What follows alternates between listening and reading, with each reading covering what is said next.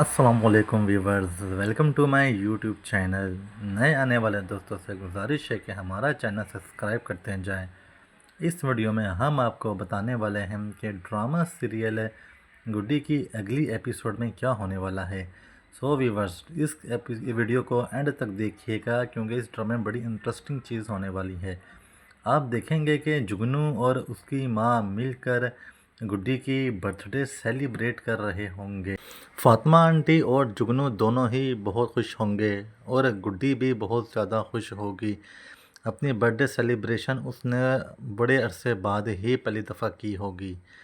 और इतने में अचानक हमज़ा आ जाएगा फातिमा आंटी के घर, जिसको देख कर गुड्डी अचानक से हैरान हो जाएगी और बड़ी ज़्यादा खुशी का इजहार करेगी और हमज़ा को बोलेगी कि मैं तुम्हारा ही इंतज़ार कर रही थी, मुझे पता था कि तुम आ जाओगे। और वो उसे बर्थडे विश करता है और वो उसके लिए गिफ्ट लेकर आता है, वो उसे गिफ्ट देता है। बर्थडे पार्टी ख़त्म होने के बाद वो फातिमा आंटी से पूछता है कि अगर आपको किसी भी किस्म का एतराज़ ना हो तो मैं चाहता हूँ कि मैं गुड्डी को अपने साथ थोड़ी सी आउटिंग पे ले जाऊँ ताकि गुड्डी का भी माइंड फ्रेश हो जाए। और आपने ये अच्छा किया कि गुड्डी को अपने घर बुला लिया, उसकी चच्ची के घर से निकाल के, क्योंकि उसकी चच्ची उस पर जुल्म सितम के पहाड़ तोड़ती थी। वो दोनों बाहर सैर करने चले जाते हैं। फातिमा उन्हें जानने की इजाज़त दे देती है। जुगनू इस बात पे बड़ा हैरान होता है क्योंकि जुगनू भी गुड्डी से प्यार करता है, लेकिन उसने अभी तक अपनी माँ को नहीं बताया। जब वो घूम फिर के वापस आएंगे तो रात हो चुकी होगी और वो सो जाएंगे। अगले दिन सुबह फातिमा आंटी के पास शाज़िया का फ़ोन आएगा और वो कहेगी कि गुड्डी कहाँ है, जिस पे शाज़िया फातिमा बड़ी हैरान होकर उसे बताएगी परेशानी से कि वो गुड्डी मेरे घर पे ही हैं, 2-3 दिन हो गए हैं। शाज़िया कहेगी कि मेरी गुड्डी से बात कराओ।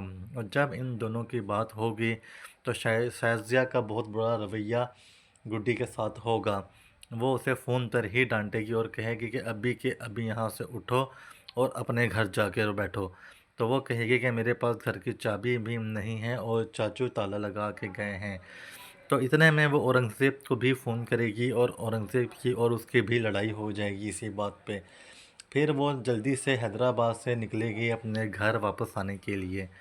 दूसरी तरफ आप देखेंगे कि सोनी चुपके चुपके से लॉकर का ताला खोलेगी और उसमें से सारी ज्वेलरी निकाल लेगी और वो आफाक को बोलेगी कि मैं कल तुम्हें अपने इंस्टीट्यूट में ही वो ज्वेलरी सारी दे दूँगी, मगर इस बात का याद रहे कि तुमने ज्वेलरी बहुत ही ज़्यादा जल्दी मुझे वापस करनी है।